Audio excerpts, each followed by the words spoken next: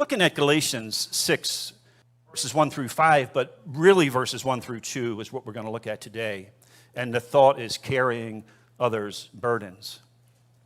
I'm reading from the NIV for a particular reason.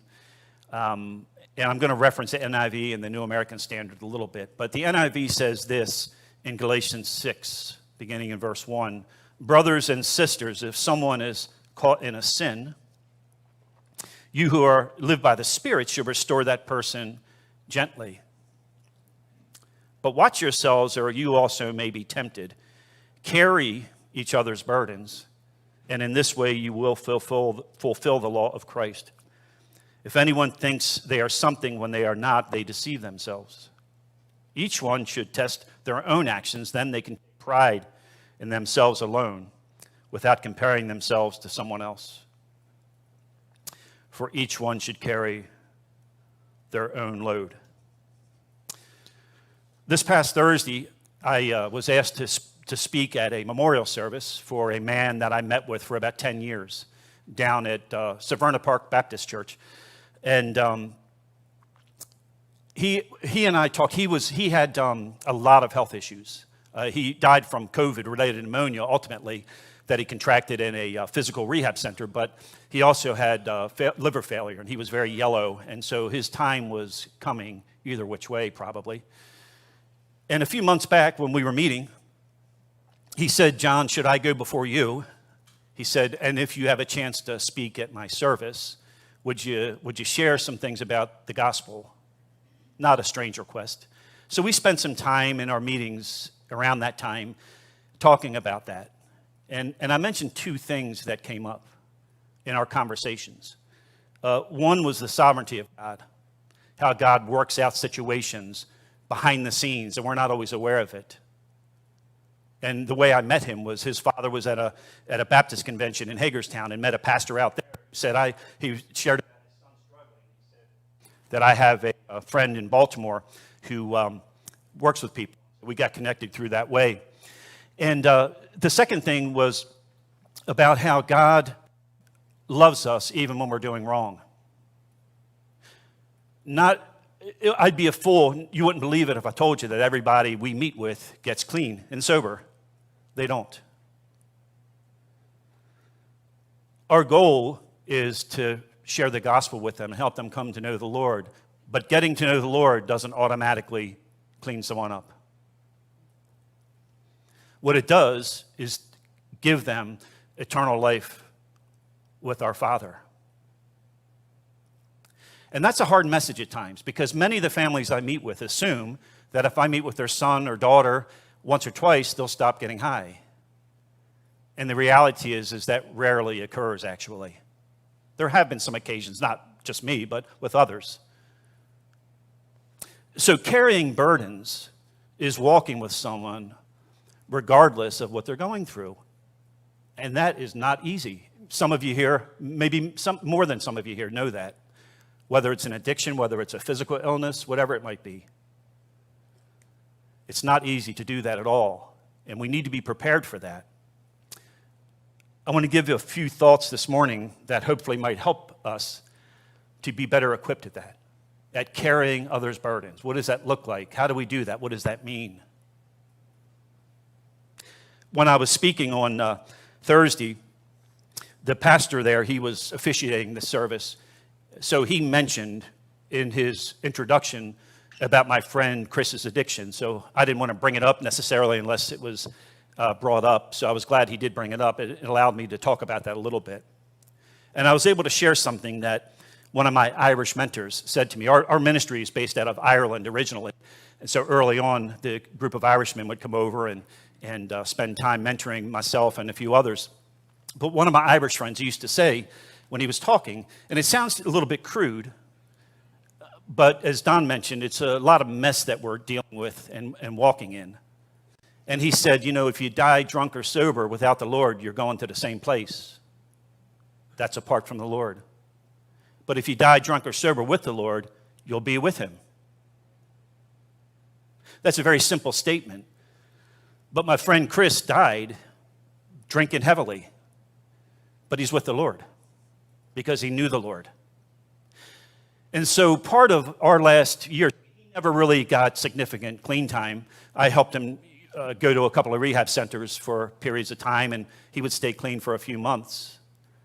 But a lot of my time spent with him, and others, not just him, he's just the most recent individual that I'm remembering, was to help remind him that even when he's choosing to do wrong, the Lord still loves him.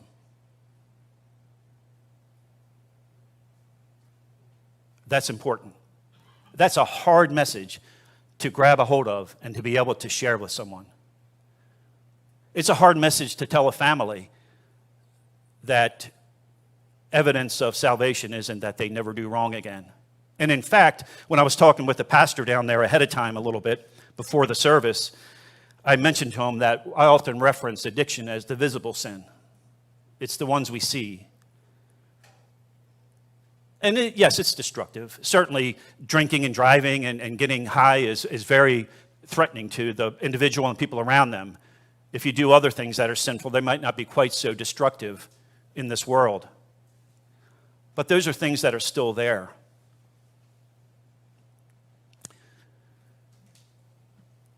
There's a few things. I like to study words a good bit. I'm not a scholar by any stretch, but I do like to look into words and think about what they mean. And as we walk with people, as we carry others' burdens, there's two words that came to mind as I was studying this years back, this section of Scripture. We offer sympathy to someone. And sympathy is a compound word, sim and pathy. And really, sim is symbiotic. And that's where we feel for somebody. Somebody is going through a hard time when we feel for them. We have sympathy for them. We understand a bit of what they're going through, and we're sad about that. And that's a good thing. We should be. Carrying others' burdens actually is extending it to empathy. And M is to enter in to the path.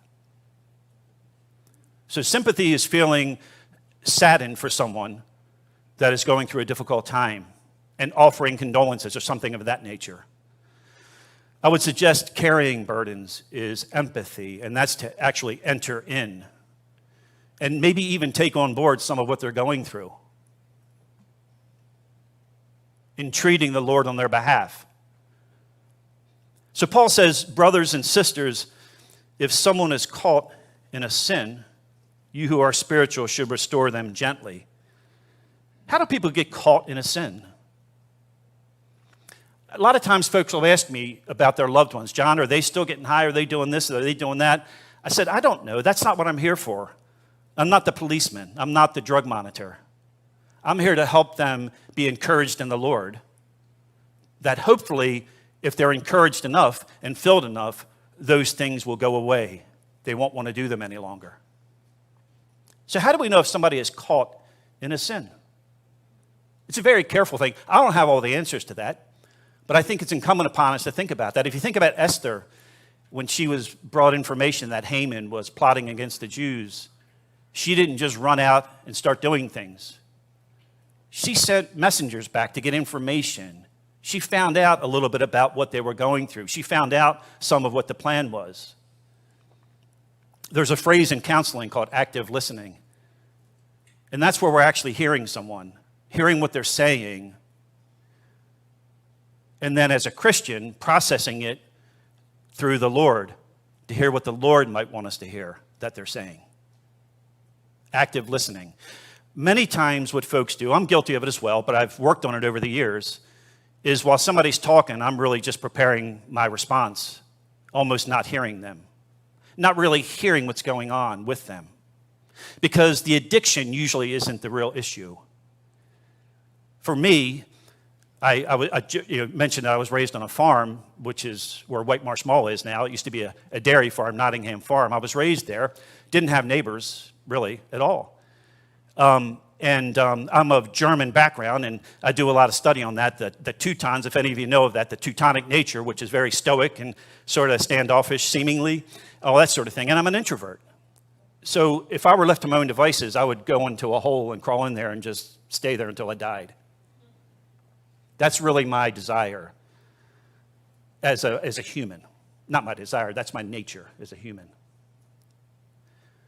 But I don't do that, obviously.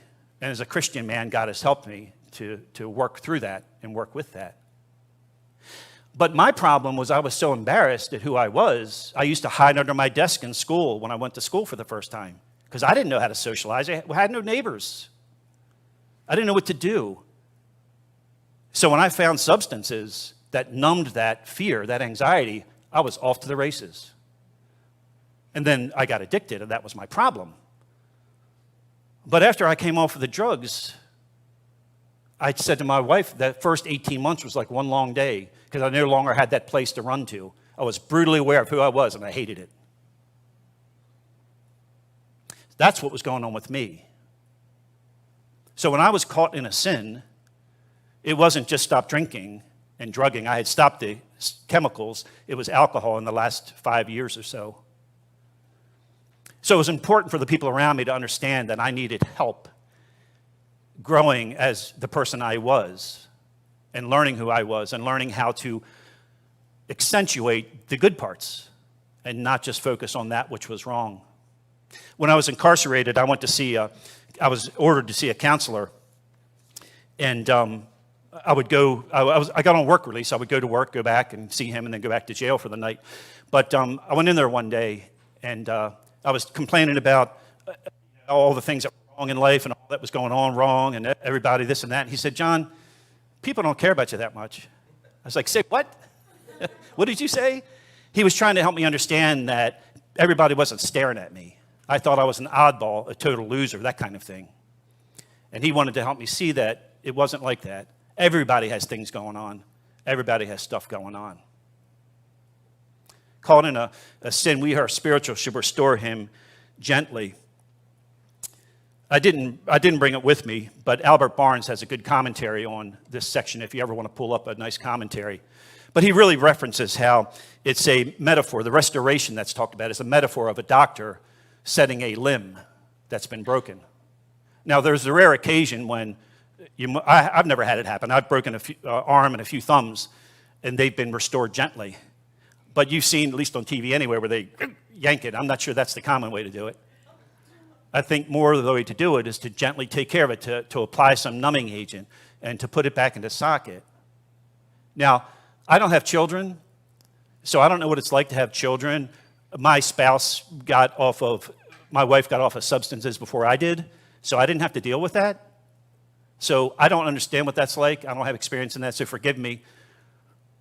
But it really doesn't do much good to yell and scream and rant and rave to people that are struggling, as much as they might be hurting yourselves.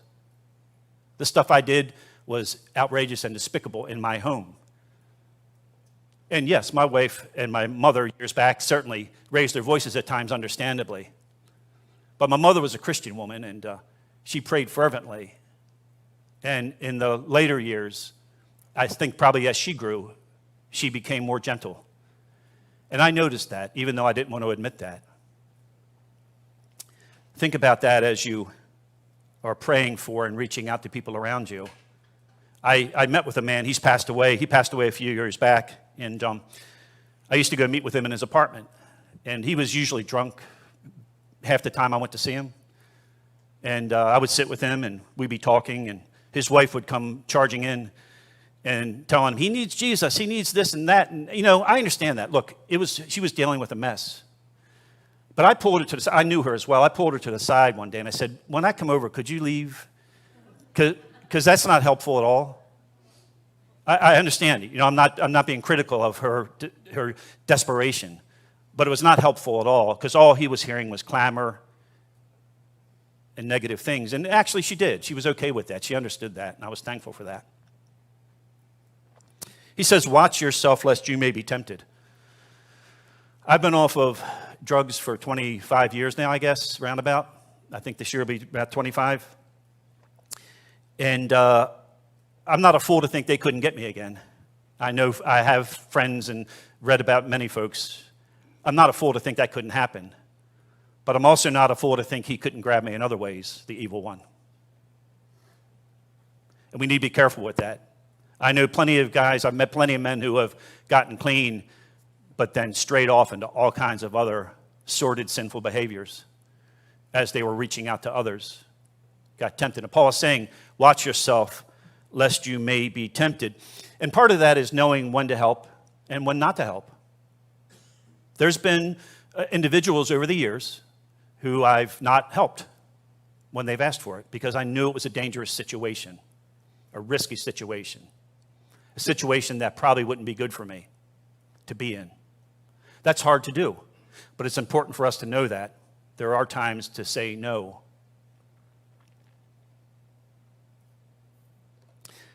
In Ephesians 5, there's Paul is talking to the church, of course, there, and a friend of mine and I were talking about a devotional recently, and I want to read a verse that ties in with something about watching ourselves. Ephesians 5, beginning in verse 14, the second half of verse 14.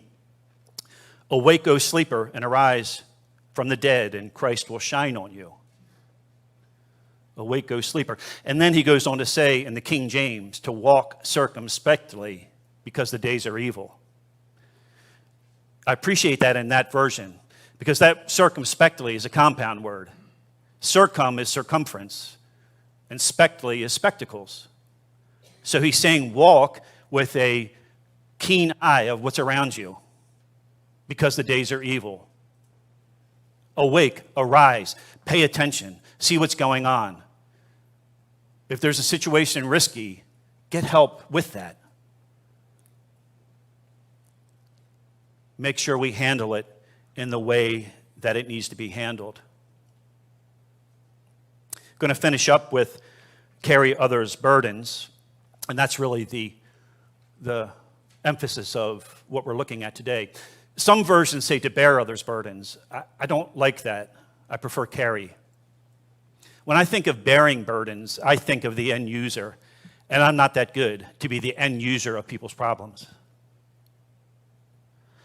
We get a lot of problems dumped on us in the course of a day. And truthfully, if I didn't learn these things and wasn't learning these things, I would go and do something else. So I've had to learn over the years what carrying means versus bearing means. Now, again, some commentators interchange them. But when I think of bearing, we have a little picture we use sometimes in some of our presentations of a guy with a big concrete block on his back walking. And that's kind of the picture we have. And eventually we're going to wear out. Anybody is. The best of them, the best of humans, the best of pastors, the best of leaders are going to wear out eventually. But the picture that Paul is using here is the picture of a pitcher, a vessel, we are told we are, that contain the Spirit of the living God. But what Paul really wants us to do, is encouraging us to do, is allow the burdens of others to be poured into that basin. Actively listening to them. Allow them to share. And then at that moment, or later on that evening, whenever we have time, sometimes I would stop in between meetings in the car and do this. We would walk over to the cross of Christ and dump those burdens. And then spend time hearing from the Lord what to then take back to share with that individual.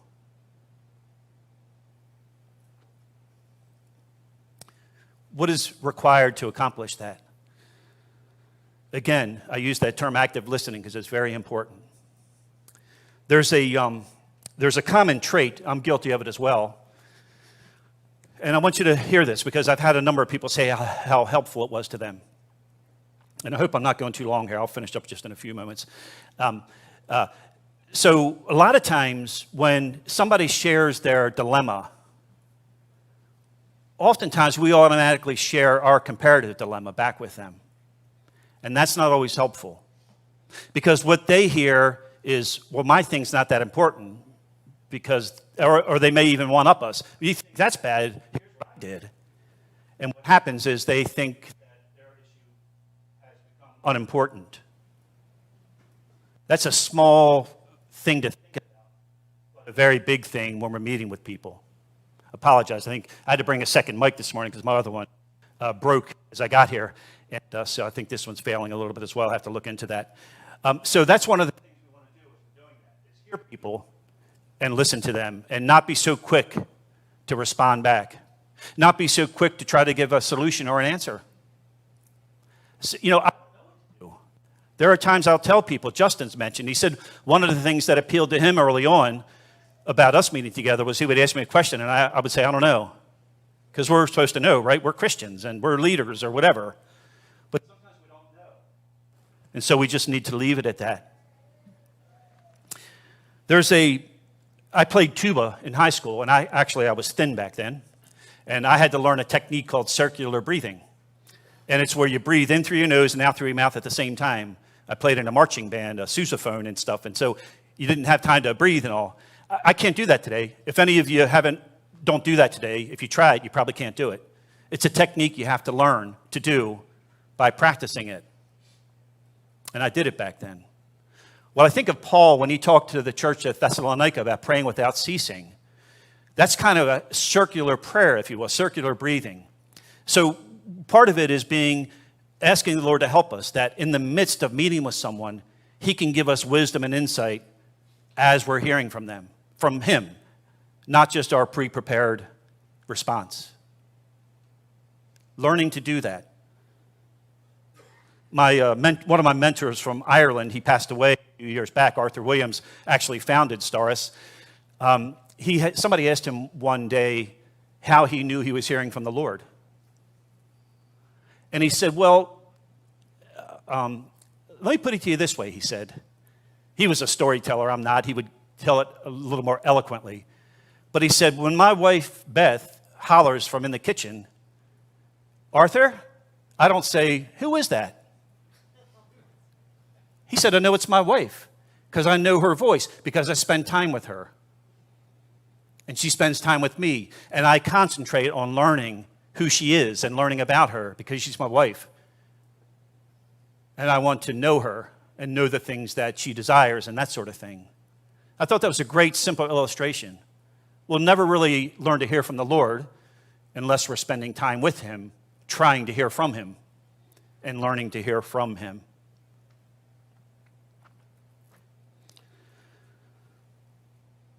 In this, fulfill the law of Christ. It's a small L on the word law there. It's really, as I researched and looked up and prayed and read from commentators, it's really talking about the love of the Lord. In this is extending the love of the Lord with strength, with gentleness, with preparedness, and with flexibility. I'm going to ask the musicians to come up. We're going to share a song as a response, if you will. And just want to encourage you to think about that. Make sure that you pay attention to what's really going on with someone that's struggling. Make sure you're ready to enter in. Offer sympathy, a sense of understanding what they're going through, or entering in empathy. But before you enter in an empathetic way, you need to be very prepared for what may come.